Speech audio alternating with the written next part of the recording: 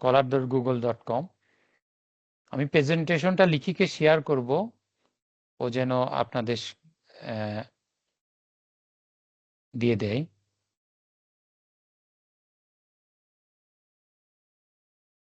আপনারা একটা টাইটেল বলেন আমাকে, কিওয়ার্ড দেন, আমি সেটা সার্চ দিই। যে কেউ একজন বলেন। Climate finance. ক্লাইমেট, একটু একটু স্পেসিফিক দিতে হবে ভাই। আচ্ছা, কেউ কথা বলছে, লিখি একটু মিউট করেন, শোনা যাচ্ছে না। Climate finance and economic resilience. Finance and economic resilience বললেন? জি এটা তো জি।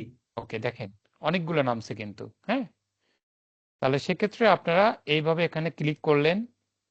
ক্লিক করার পর এই যে দেখেন, কিছু কিছু টাকা চাবে, কিছু এটা যেমন পার্সেস চাইছে, এটা এটা কিন্তু আপনাকে ফ্রি দিবে না। আচ্ছা, আপনি ব্যাকে যাবেন, এরকম করে সবগুলো এরকম দেখবেন অনেক আছে। আজকে সময় কম তো, সবগুলো এটা কিন্তু আবার মানে ডাউনলোড করতে দেবে, কিছু কিছু ফ্রি আছে। এইভাবে আপনারা বাসায় প্র্যাকটিস করবেন। আমি এই প্রেজেন্টেশনটা দিয়ে দেব, ওই লিঙ্কগুলো থাকবে, আপনারা নিজেরা বাসায় চেষ্টা করবেন। কারণ গবেষণা কিন্তু এই 2 ঘন্টার ক্লাস না ভাই, প্রচুর পড়াশোনা করতে হয়। হ্যাঁ, ওকে, তাহলে লিখি আমি মোটামুটি থিওরি শেষ। হ্যাঁ, এখন আমি এ- এ পর্যন্ত যা যা বললাম এই সাইটেশন আর রেফারেন্সিং নিয়ে, কেউ একটু যদি আমাকে একটু সামারি করে শোনায়। লিখি, বাকি যারা আছেন একটু রেসপন্স করেন। যে কোনো একজন, ওই আপুর মতো আরেকজন যদি একটু বলেন। ওই আপু খুব ভালো বলেছিল লিটারেচার রিভিউ পাঠে। রবিউল সর্দার ভাই আছেন, যতটুকুই বুঝেন রেসপন্স করেন, বাকিটা না হলে তো আবার একটু ভুল শুদ্ধ কোনো সমস্যা নাই, আপনি যেটুকু জানলেন, এটা কোনো পুঁথিগত বিদ্যা না, আপনি প্রথমে নিজের আমরা মতো করে বলেন। সাইট প্রথমে আমরা জি, যখন একটা আমরা স্টাডি করব, তখন সেটা আমরা বিভিন্ন সোর্স থেকে নেব। যেমন আপনার জার্নাল, পেপার, বুক অথবা ওয়েবসাইট। তো যখন আমরা ওই সেই সেখান থেকে তথ্য নেব, সেগুলোকে আমরা প্রপার সাইটেশন করতে হবে, নাহলে সেটা প্লাগারিজমের জায়গায় পড়বে। এবং যখন আমরা সাইটেশন করব, সাইটেশনটা থাকবে হলে মেন স্টাডির বডিতে, মানে এই রিসার্চ পেপারের বডিতে। আর রেফারেন্স থাকবে হলেন রিসার্চ পেপারের একবারে শেষে। আর ওকে, দারুণ। রেফারেন্সিং এর মধ্যে 3টা সিস্টেম আছে এখানে। সেখানে name and air system.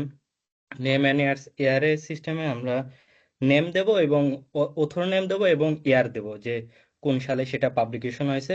R alphabetic সিস্টেমে যখন আমরা রেফারেন্স করব, সেটা হলেন অ্যালফাবেটিক অর্ডারে, ক্রোনোলজিক্যালি অনুযায়ী সেটা সাজাবে। আর সাইটেশন অর্ডার সিস্টেম আমরা নাম্বার অনুযায়ী, যে আমরা যখন সাইটেশনে দেব 1, তখন রেফারেন্সিং এ 1 হবে, সাইটেশনে 2 দিলে রেফারেন্সিং এ ওইখানে যা 2 হবে, সেইটা এ পর্যন্তই। দুর্দান্ত। হুম, ভালো বলেছেন রবিউল ভাই। আর কেউ, যেটা উনি মিস করে গেছে, আর একটা গুরুত্বপূর্ণ পয়েন্ট ছিল, আরো দুই একটা ছিল।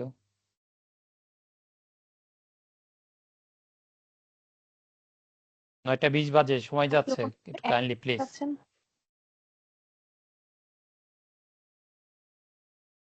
ফাল্গুনি আপু আছেন, লিখি না, না আফরোজ লিখি ভাই। না হয় শেয়ার করেন কিছু।